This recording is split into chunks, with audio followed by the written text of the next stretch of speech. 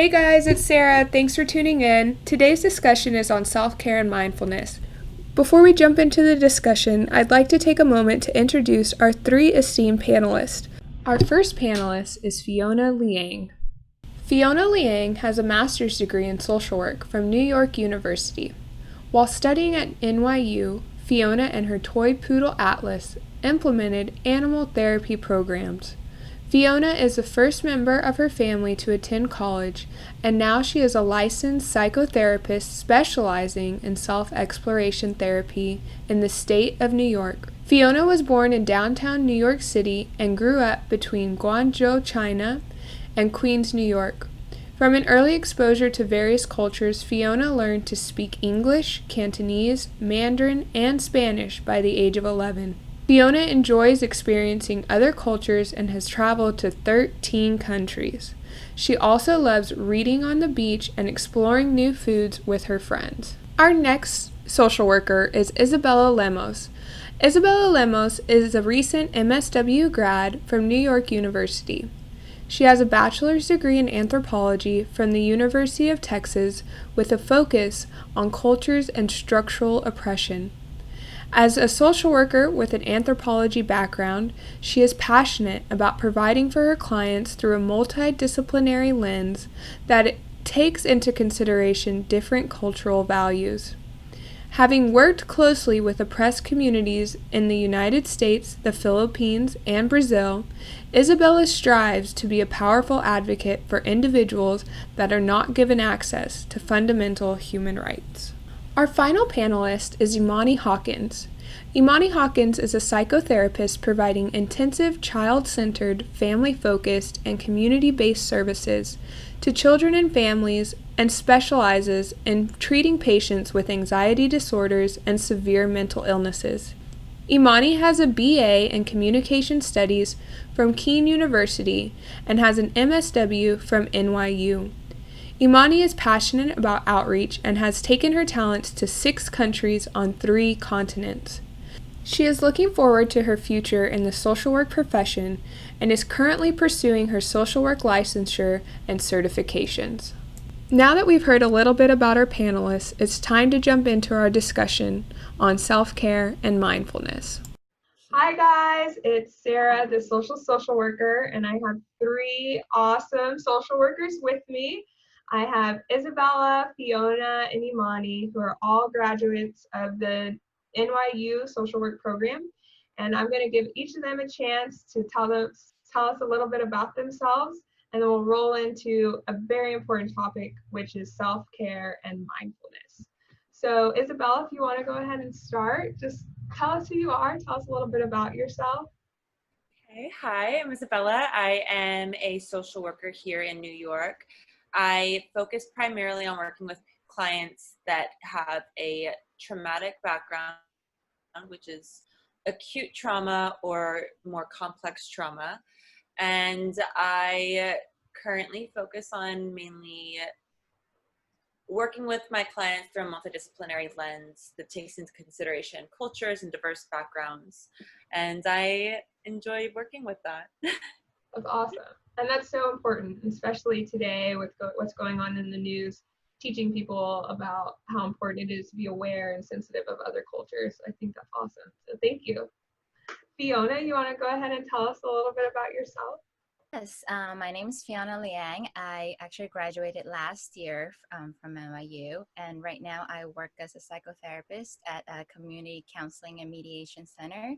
I also work with clients from a very diverse background, and in the past year, I kind of came to my niche of kind of understanding. I have a concentration and I enjoy working with children and early adolescents as well as young adults, kind of just foster a sense of them, what it means to be unafraid to be their authentic selves. I also work with a trained therapy dog, Atlas. He's napping, but I want him to say hi to everybody. He says, Mom, don't wake me Oh, up. yes, he has bed hair right now, but Hi. Yeah, I really enjoy what I do. I think, in this line of work there's just so much humanity and humility in this, and this, especially during this time, just sharing that love and that sense of self with everybody is important right now. Yeah, that's awesome. Well, thank you. And thank you, Atlas, for joining us and sharing some of your story with us. I'm looking forward to getting into some more social worky things with you in a minute. But next we have Imani. Imani, why don't you tell us a little bit about yourself? And thank you for being with us today. No problem. It's a pleasure to be here with you all. My name is Imani Hawkins. I am also a recent graduate of NYU and am a social worker based in New Jersey. Similar to what Fiona said, I'm so fortunate to be in this field. We had an assignment for one of my social work classes, and I said for the assignment that social work is like the only profession that has like a heartbeat and, and has a passion to really help people. And so as a result of that, I started off my social work journey, I guess, doing suicide prevention work, and then I kind of progressed into a more clinical space, working with adults with severe and persistent mental illness, and then I progressed to clinical work just with the worried well, and incorporating some Christian principles in that as well. And so right now I'm just kind of figuring things out as a recent graduate, but I also just love talking about stuff like this because it's so essential and necessary in this time that we're in. So thank you. That's awesome. Well, thank you again, ladies. I really appreciate y'all joining me today. And like I mentioned earlier, we're going to be talking about all things self-care and mindfulness, especially during this time of COVID and isolation and quarantine. It can be hard to remember to put yourself first, especially when you feel so lonely. So these three wonderful ladies are going to give us some tips and tricks on how you can personally invest in yourself with self-care and practice mindfulness, but also how we can promote that in our communities as well. So first off, Isabella, what are some of your favorite self-care activities? What are you doing to keep yourself calm and centered during this time of uncertainty? I feel for myself, I have recently perfected my own need of self-care even pre-COVID, which was a blessing. One thing that I prioritize is to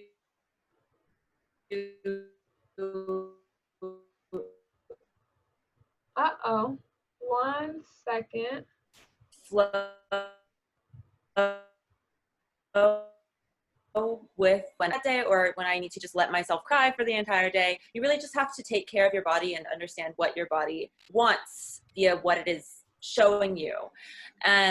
Secondly, after this lesson of understanding what I need in the moment, is to make sure that I am eating, make sure that I am drinking water.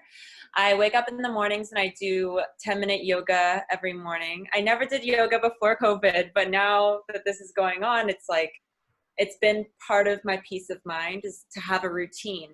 Mm-hmm. And ultimately, what has kept me feeling really well is my community, my friends, my family that I'm lucky to have as someone to turn to.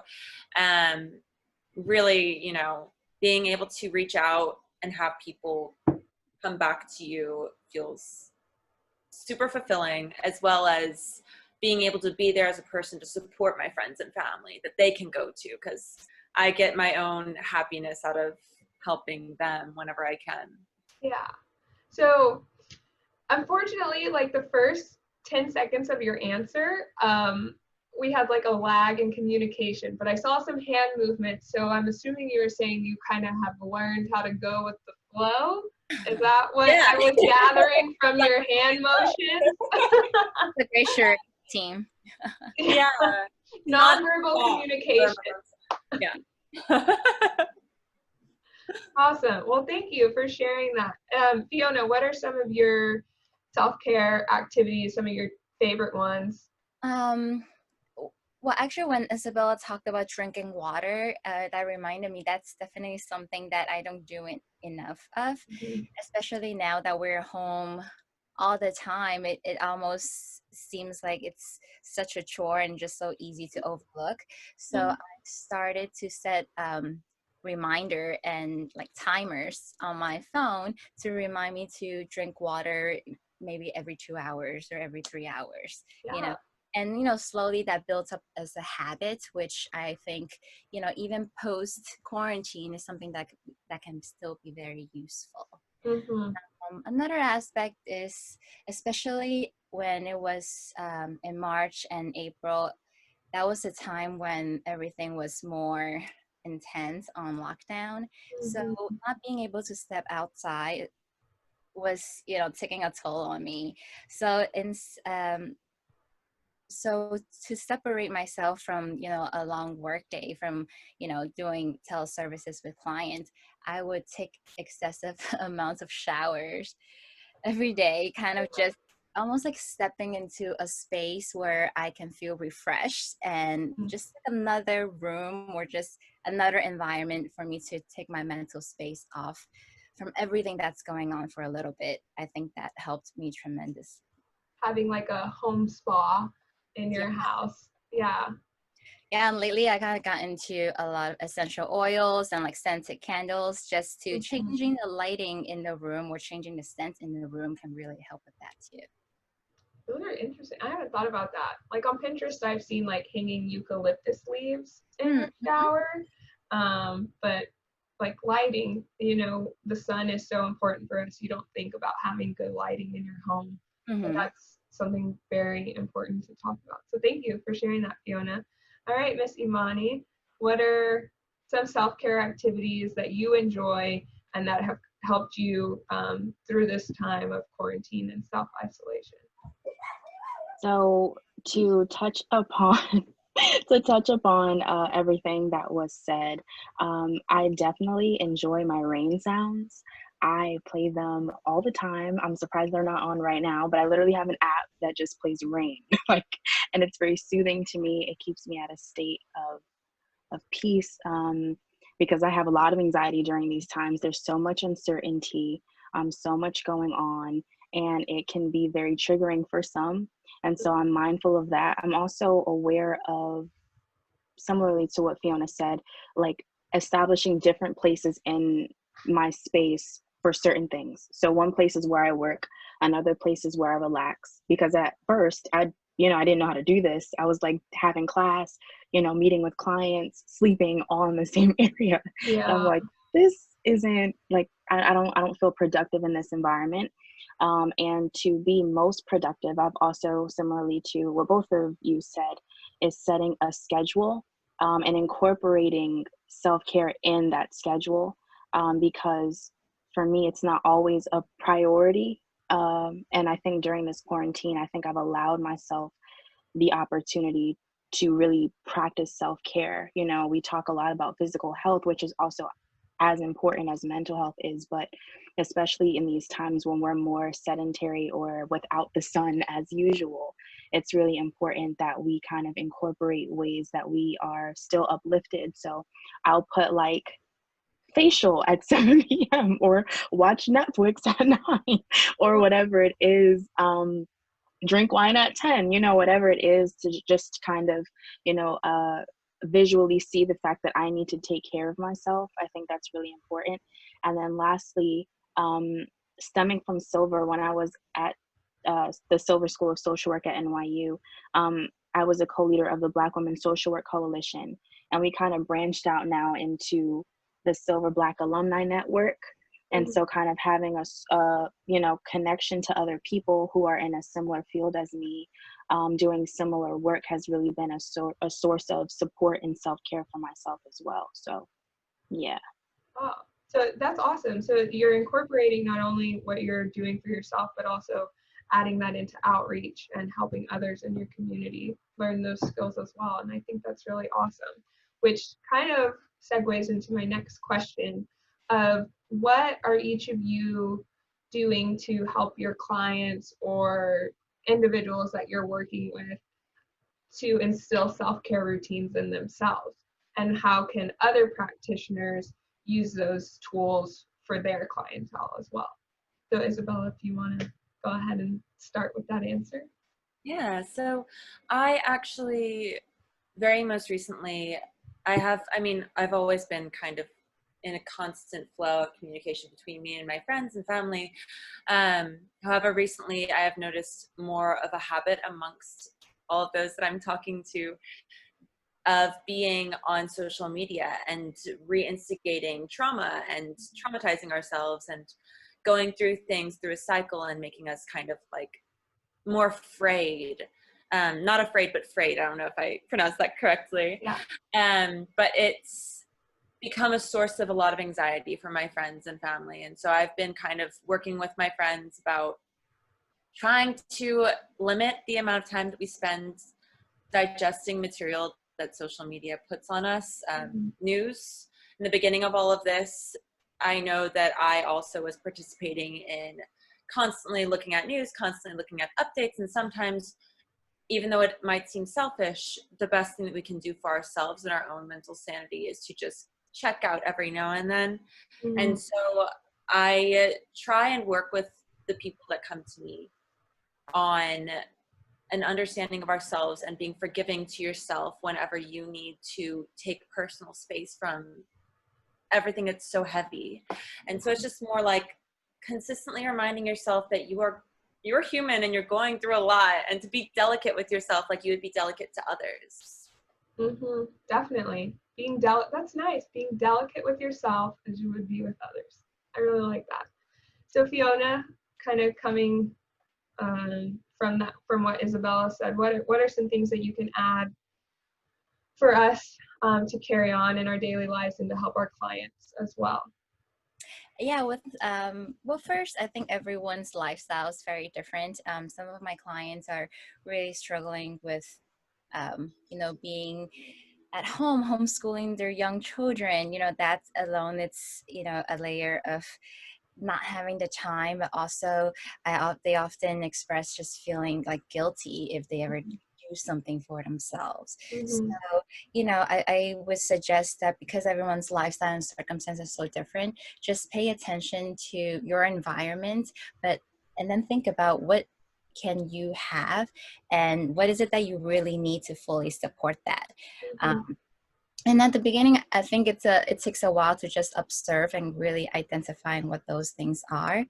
So for myself, also like a strategy that I use with my clients is to start a book, almost like your personal Bible. So like I have like my own like Fiona little notebook, like this is mine. Oh. Like every day I will record all like positive thoughts. If I come across like a quote that inspires me, I would like cut it off and like tape it in here. Like I think emotions kind of just goes up and down, especially like through this time. Like it's hard to always stay positive, but I think having a source or a place that kind of keep all your feelings or recording things or people or things that you can do to really support or bring you back to that space of peace and love, can be a really good self-care strategy. Yeah, that's awesome. That's a great one to share. Like when you go with your clients, having them record positive things. I think that's something that we kind of just push to the side and we focus a lot on the negative. So making an active choice to focus on the positive, I think is very important. So Imani, what are some things that you can do or what other practitioners can do with their clients in promoting self-care? I think it's really important for people to understand what self-care is first. Definitely. And I think when you think about self-care, typically, it's like leisure, someone feeding you grapes on the beach, like a bubble bath. And depending on your clients, you have to be mindful of what that may look like for them because they might not have access or time or whatever the resources needed to effectively self-care like other people would. So I would emphasize the different and multiple ways you can self-care in your own life. It could be spending time with your children. It could be walking outside for 20 minutes, like whatever that is that you can incorporate in your schedule. I would emphasize that. I would also change the language around self-care, because I feel like, similar to what both Bella and Fiona said, it could be seen as selfish or as a luxury almost. And that, I don't like those words per se, because I think it has like a negative connotation. Just like you would go to the doctor for a checkup or exercise, mental health and self-care is also something that should be incorporated. So just psychoeducation about the benefits of what self-care is in general might be helpful. Also, I would ask clients why it's not a priority, like what is stopping that from happening. I know for myself, other social workers, like, to think of ourselves first is just not natural. So we think about everything else. When I work with clients, it's like, oh, I have to cook dinner, I have to go to work, I have to do all of these things, which you need to do, yes. However, yourself is not a priority, and your body is not a machine that can just go and go and go and go. You need to take care of it. And again, whatever way that looks like is something for that person, is what they have to figure out. But I think really ultimately just changing the scope of what self-care is in their minds, and really assessing what that is and why they feel like they can't have it. So, yeah. Yeah. Wow, that's really great, because that was something that I wanted to touch on too, is we all kind of work in an area where there's such a diverse population, not only culturally, but in a socioeconomic standpoint. And we talk a lot now, especially in today's climate, about privilege. And so sometimes people think like, oh, you have time to self-care. Well, time is a privilege for some people, or the items that they use for self-care or the money that they use for self-care could also be a privilege. So I kind of want to reverse the order a little bit and go back to Imani, because she has been doing some outreach with, I believe it was the Silver Alumni and the Black Women Social Work Association at NYU.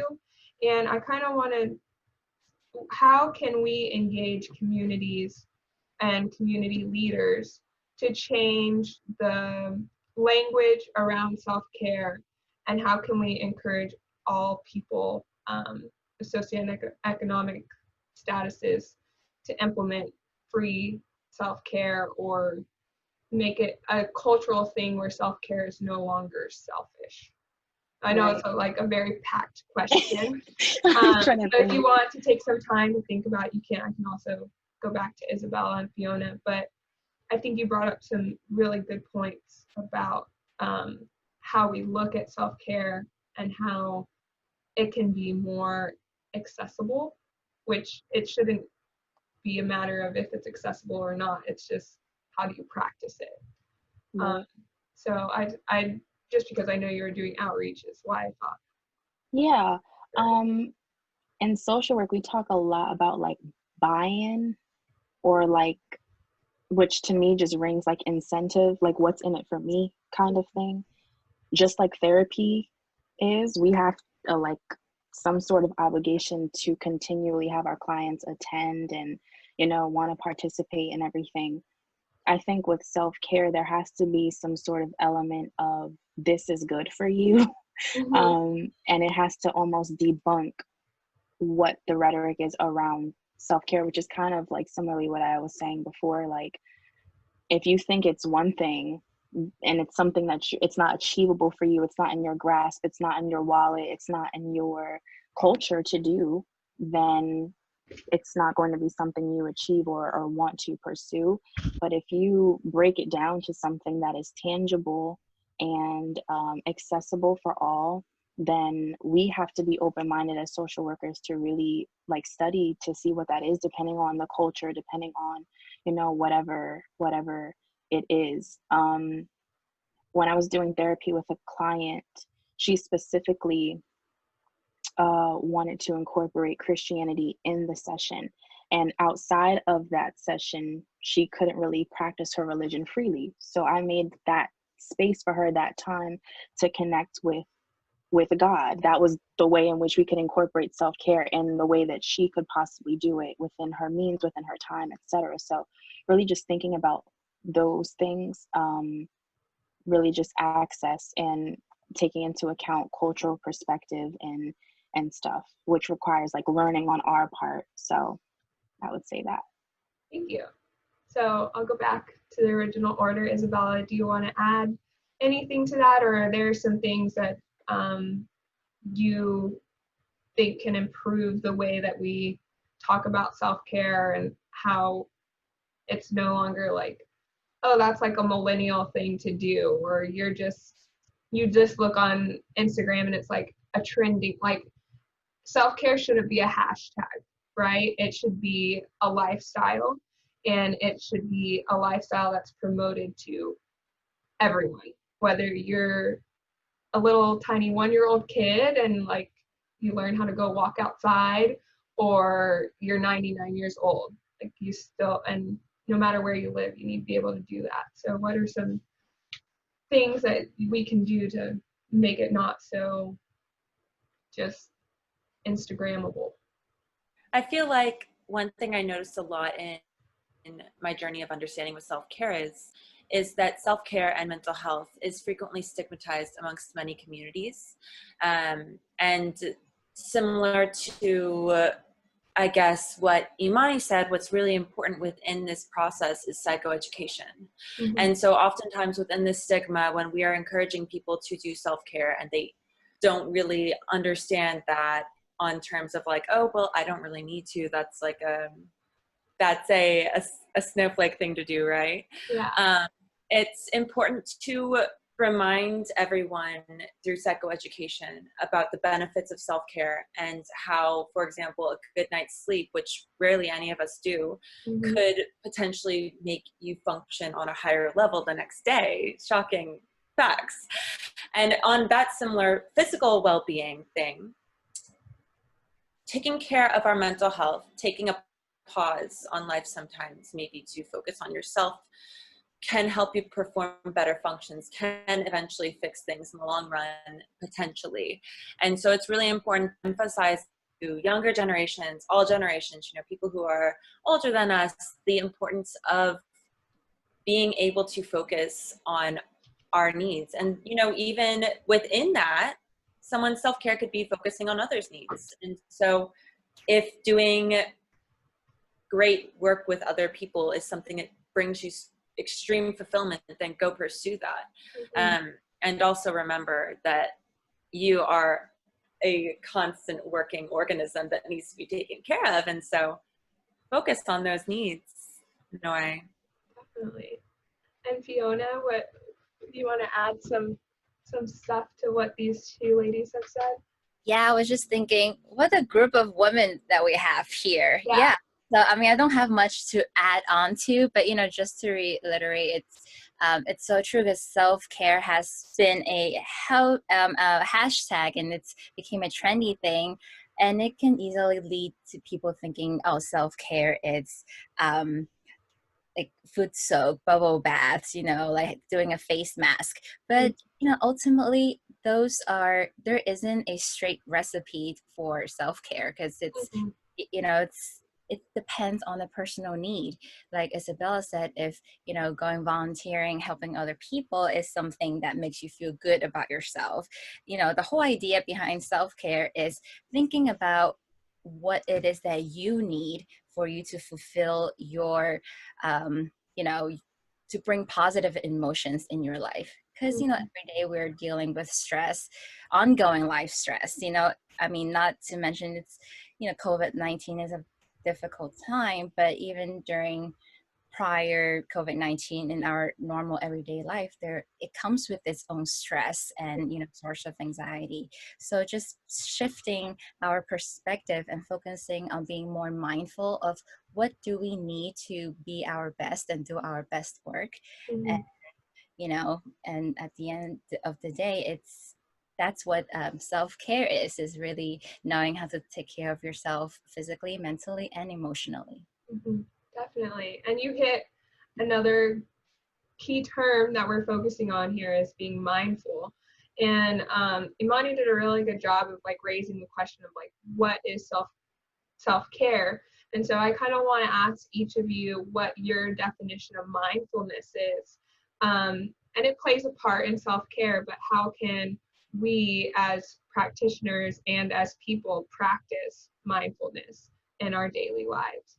So Imani, do you kind of want to expand on mindfulness a little bit? Yeah, I love the idea of mindfulness. I think it can also be one of those like colloquial, like hashtagable things, and also seen as like a luxury to be mindful, which means you have to almost stop your life to think about whatever. When in certain cultural contexts, you thinking about things, processing emotions, being present in the moment is not really a thing. So it's really interesting, but I just love the topic. For me, mindfulness is being present in the moment. And at NYU, it's like an elective where my professor was just saying, like, it's like observing cars on a highway, and you're like, oh, a red one passes. Okay. A green one passes. Okay. Versus, oh, a red car passes. My ex used to drive a red car. Oh my God, I hate red cars. Instead of going down that path, you're just present in the moment, accepting things, acknowledging things, and letting them go. And it's really like a learned skill, but it's so helpful. And I think honestly, it can, not always, but it can help with things like trauma or anxiety, definitely depression, etc. So that's my scope of it. Awesome, thank you. I like the car analogy. That was cute. I'll have to remember that. All right, Isabella, you want to talk a little bit about what mindfulness means to you and how we can implement it? Yeah, so with mindfulness for me, first of all, thank you, Imani. I love everything you always say. All of you are just so brilliant. This is great. Mindfulness, I feel, is very important on terms for people who are similar to me and have sometimes an experience of racing thoughts and can get drawn into that, I guess, negative thought pattern. And this is something that is really important that I tackled within myself, is that there's a negative thought pattern that people sometimes have. To acknowledge that negative thought pattern, be mindful of it, and combat it with a positive thought pattern. So for an example, there's something that, arises, and I think I'm pretending to hold a phone because like phones are so ingrained. They're so much part of our lives. Yeah, it's like, wow, we have phones everywhere. But it's kind of, you have a negative thought, it doesn't really have any groundwork. And the first step that I do is kind of just put it on pause. My favorite thing to do lately, to just pause things and take a step back. Maybe just start distracting yourself and start thinking positive things. For example, I'm trying to come up with a negative thought right now, but that's so not what I want to do. So I feel like if you notice that these negative thoughts are arising within yourself, to do your best to combat that with something positive. I don't know if one of y'all can come up with an example of a repetitive negative thought without giving too much, personal detail information. Well, I mean, I think one that frequently comes up and tying into social work is I feel so behind because I haven't taken my licensing exam. But at the same time, I have to ground myself and remind myself that I'm not in a race against every other social work practitioner out there. I can only control what I do with myself, and I just haven't made the time to do that. So I can't be like, oh, you're so stupid, you haven't done it. It's just like, no, I'm focusing on these priorities, and when I'm ready to do it, then I'll do it. But I often beat myself because I haven't done what's kind of expected as you finish grad school. So that's like a negative thought that comes up a lot. That would definitely, that's a very common negative thought, right? Like not being enough, or like not doing enough, and then comparing ourselves to others. And then you realize that, wait, like this is something that I was programmed to do. Like we were all constantly going through school, constantly working or going through school. And now your life has completely taken a new loop. And it's like, I need to produce work to have value, right? Yeah. But no, like, you are producing such beautiful work within yourself. And so that's like its own form of productivity, self-care. Yeah. Very good. Awesome. Thank you for sharing. I really appreciate it. And I liked how you brought it to a real world scenario, things that people are dealing with all the time, negative thoughts. So, Fiona, if you want to kind of talk about what mindfulness is to you? Yeah, as someone who's been struggling with ADHD my entire life, so mindfulness is something, it's always been the goal, but also always something that I've been struggling with. Um, and I kind of slowly I realize it's because I'm constantly criticizing myself from the things that I messed up with in the past, and then worry so much about or what if I mess up in the future. So I'm constantly either living in the past or living in the future and never fully present at the moment. So I'm still, it's a still work in progress for me, but I try to just take 5 deep breaths whenever I find myself in that state to just like slow down for a bit. Because oftentimes when our mind is just like roaming from and jumping from thoughts to thoughts, it's almost like a snowball that kind of just rolls bigger and bigger to a point where the emotion that's rolled up in the ball just like takes us over. So I just allow myself to take 5 deep breaths and center myself and remind myself that, I'm not defined by my past because that's something that I've learned from. And there is no need to worry so much about the future because we're not there yet. So increasing that awareness and reminds me of what are the necessary steps or the things I need to do to make sure this time I'm going to try the best as I can to utilize the time that I have now, and that's all there is. So that allows me to feel more grounded, and it's been helping. That's awesome. Thank you for sharing like your everyday experience with it, and acknowledging that the past we grow from, right? And then we can't worry so much about the future because like you said, it's not here. And I think that's really important to reiterate and for people to focus on, like, I'm here and we will get there when we get there. So, and I think all of y'all's takes on mindfulness is so wonderful, and each of you have such wonderful thoughts and perspectives that you bring to the table, and I'm enjoying this conversation so much. What I kind of want to talk about now is, like, we've kind of touched on culture, but I'm looking at 3 very amazing, talented, brilliant women, and sometimes not only do we have to deal with being a student, working and stuff, but now we're also adding the element of that we're women. So how can we empower other women to implement self-care without them feeling like I'm taking away from my family, or I'm not going to be able to reach my career goals if I take time for myself? So what are some things that we can do to promote that within within our women communities, things like that? So Imani, if you want to start. I'm thinking that's a very good question. My therapist once asked me, I don't know, I was being dramatic over something, and she asked me, what would I tell like my best friend about this situation, or what would I advise my best friend to do in this situation, which kind of changed my perspective a little bit, because the same advice that I should be taking, like, I would give in a heartbeat. And I think similarly asking, what are you so willing to give others, and why aren't you willing to give that to yourself, is really important, because there might be something there.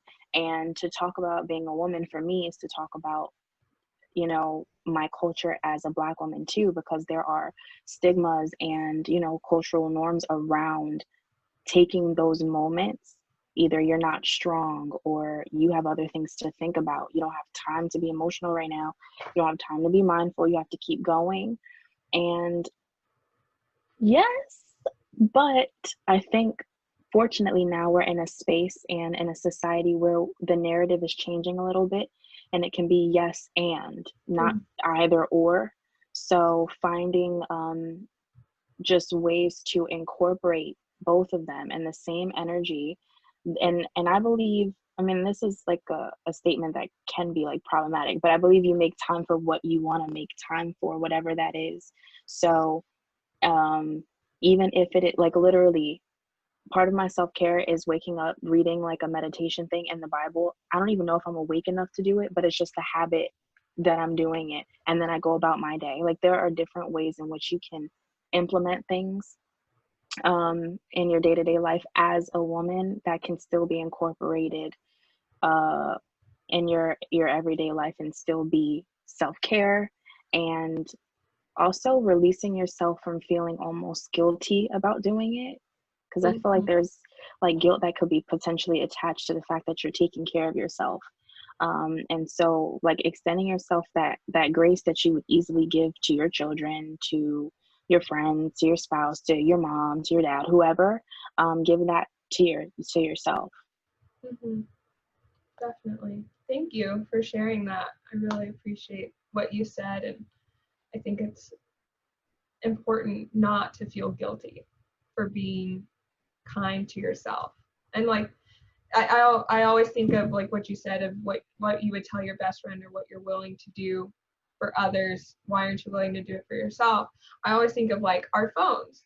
We don't ever want our phone to die, right? We never want it to get uncharged, but why are we so unwilling to do what it takes to recharge ourselves?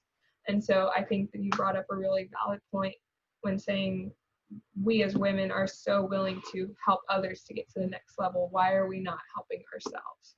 So thank you for that. Isabella, you want to kind of share some tips on how we can empower women and help us feel empowered to care for ourselves?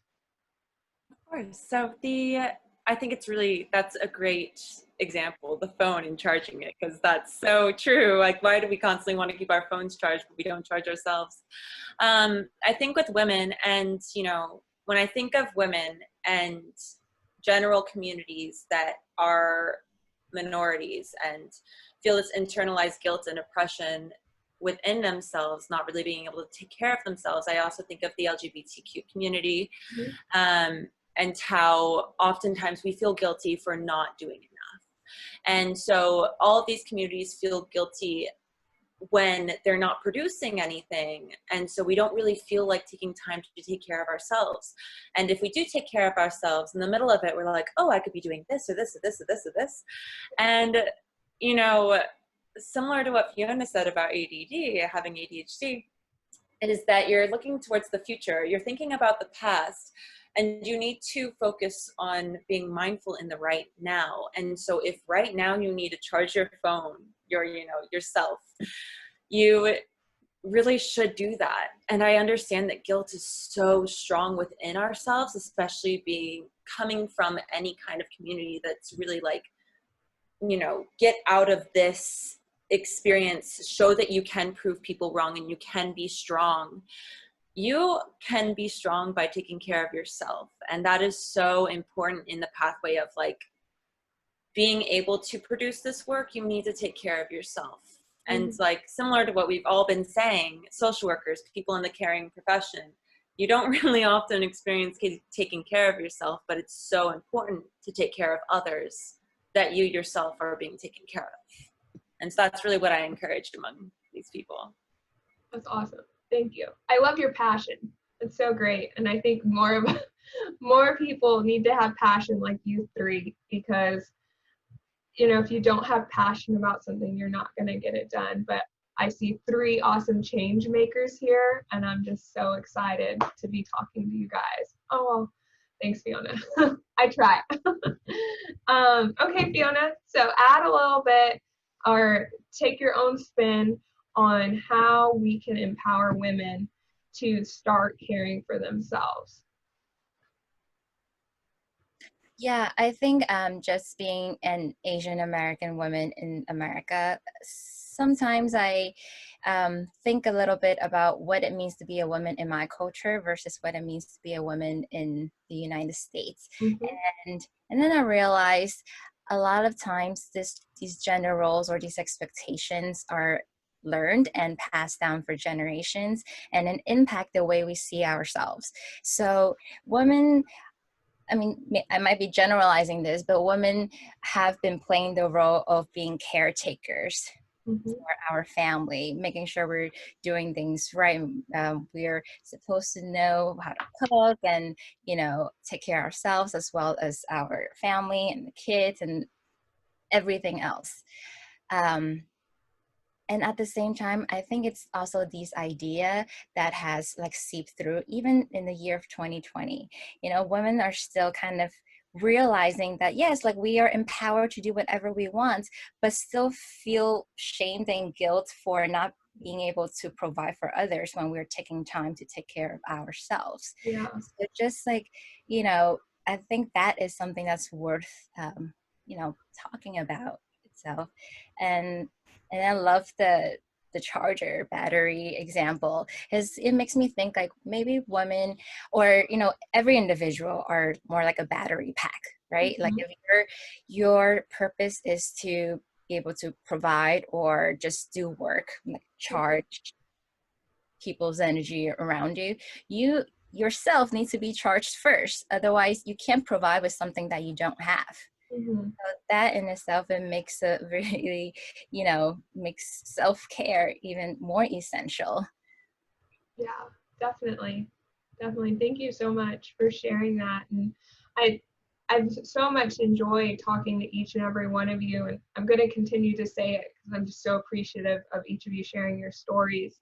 I know that all of you are very close to the COVID situation that's happening in New York, and I just want to take some time, kind of wrap up our conversation, but ask you how you're doing. I think a lot of times we're asking others how are they, and I just want to give each of you a chance to share what you'd like, but just to check in with you, make sure that you guys are doing okay, doing our own little mental health self-care check-in, before we go, so that you guys can leave with peace in your hearts and peace in your minds, so that you can go on to continue the great work that each of you guys are doing. So Imani, if you want to share a little, or there's some stuff that you want to let off. I think it's ironic that this discussion is happening because it almost like lit a fire under my booty because I'm like, I'm not really practicing self-care in the way that I probably should be doing. So the fact that this discussion was happening was almost like accountability to myself. Like, you really need to implement this if you're going to talk about it, if you're going to talk to clients about it, if you're going to encourage it, if you're going to be an advocate for it. Um, and so with that being said, prior to maybe like this week or so, I wasn't really doing what I needed to do to take care of myself. I think I don't do well with like, similarly to Fiona, or really anyone, I guess, the future and like the abyss of the unknown. I don't do well with it. There's no end date. There's no vaccinate. Like there are too many things that are just up in the air. And especially my life is kind of ruled by a schedule, more like a calendar than a schedule. And so if I have something planned, like literally before, the first thing that happened with COVID was I was supposed to do a multicultural study in Ghana, like literally the week in which we were quarantined. And literally that got canceled, like money gone. I have all these vaccines in my body. Oh my God. So, after that, then we had to continue school, and I was still working and still having internship. It was a lot. And so I'm like, okay, this happens abruptly. I need to recalibrate and figure out ways to still take care of myself. And I really think the lack of going outside for me really is what's doing it. Like, Mm-hmm. I didn't realize how much of one, an extrovert I am, and two, how much the outdoors really does something for your health. So on that side, I will say it's been, very challenging. I've had a discussion similarly with Bella and Fiona in the past about in these times, it can be very easy to isolate yourself, or anytime really, not just during COVID. Whenever you're going through something, it can be easy to withdraw. And I've done that plenty of times until I realized, like, I'm not alone. I think, I just say that, but utilizing those supports in this time has been really helpful for me, kind of relying on them, the people that can, because not everybody can offer that emotional support right now. I've been praying a lot. I've been cooking, which is not something that I normally do. But And really just flipping the script and just taking this time to realize I have an abundance of time right now. And that could be a negative or that can be a positive. And I saw this Pinterest quote because I love Pinterest. And it said, your mind is something that you're always with. I'm like butchering this, but basically you have your mind and you're with it all the time. Why not make it a beautiful place?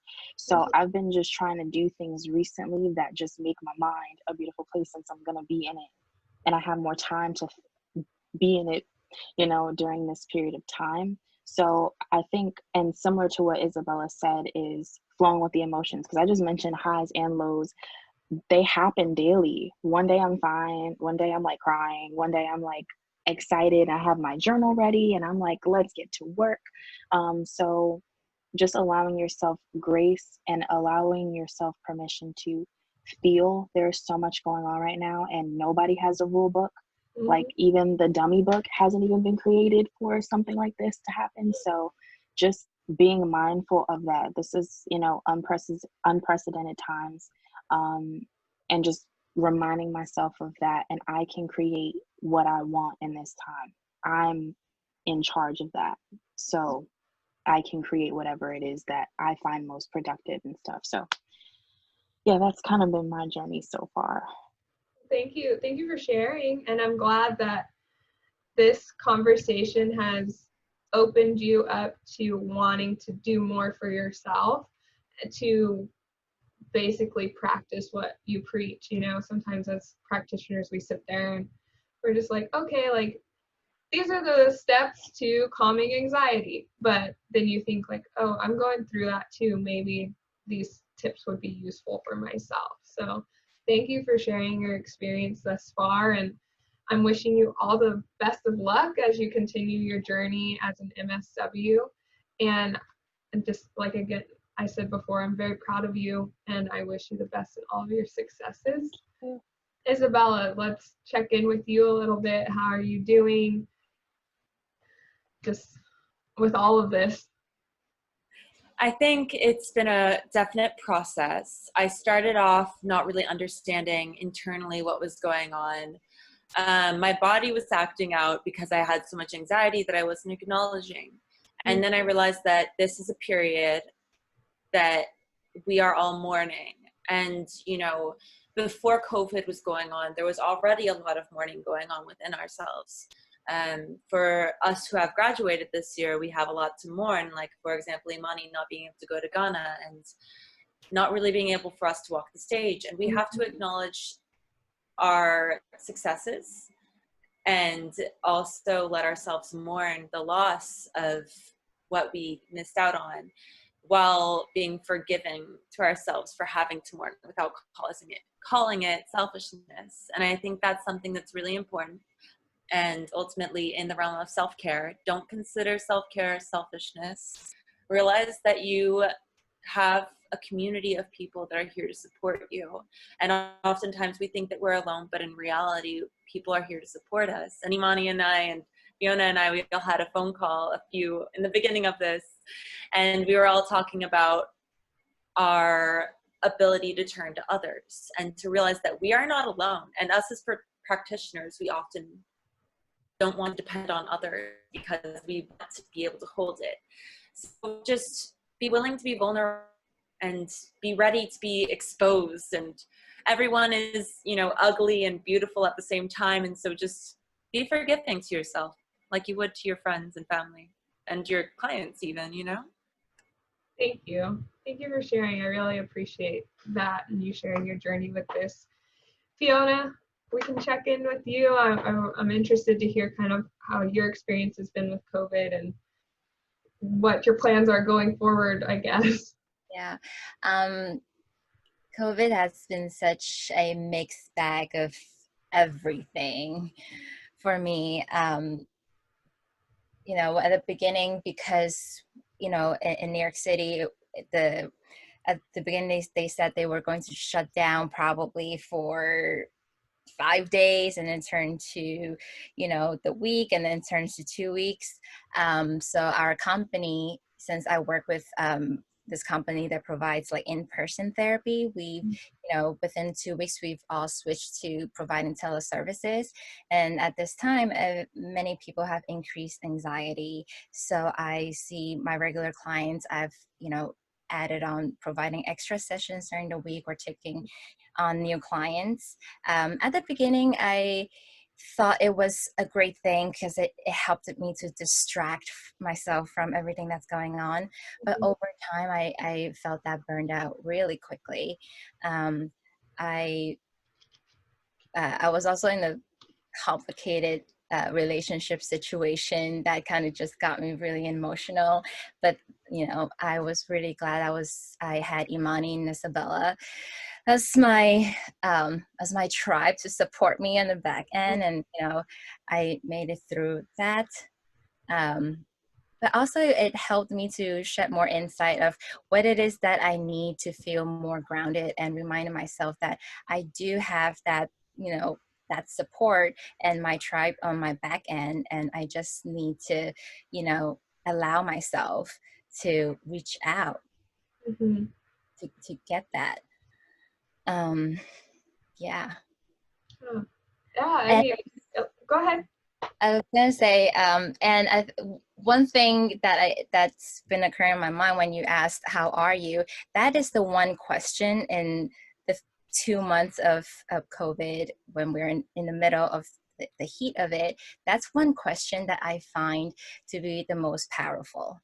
Because oftentimes when I call my clients, I'm there to provide support to them however they need. But normally in normal session, no one, we don't talk about, or we shouldn't, or there's a boundary of asking the therapist about anything. But I remember there was one day and one particular client that, she picked up the phone and I asked her how she's doing, but she kind of brushed that off on the side. She was like, "Let's talk about that later. How are you, Fiona?" And Hi. that simple question just brought tears to my eyes, because I didn't realize just those three simple words as a question, and just like checking in with another person, have such a great impact on the person who received it, because it helps them to realize there are people out there that cares about them, even though they don't feel like there is, and that there is hope. And it's not about just going outside. Yes, a lot of things suck, but I think the silver linings, we have each other, and that is the ultimate support. That's beautiful. Thank you guys so much. And I appreciate all the time that you guys have given me and to the people who will be watching this. And I wish you guys all the best of luck in your future endeavors. And I'm so appreciative to be able to meet you all and to have our paths cross, and to little Atlas in the background. I hope his career as a therapy dog goes very well. But thank you guys so much, and it's just been an honor to get to meet each and every one of you. So thank you.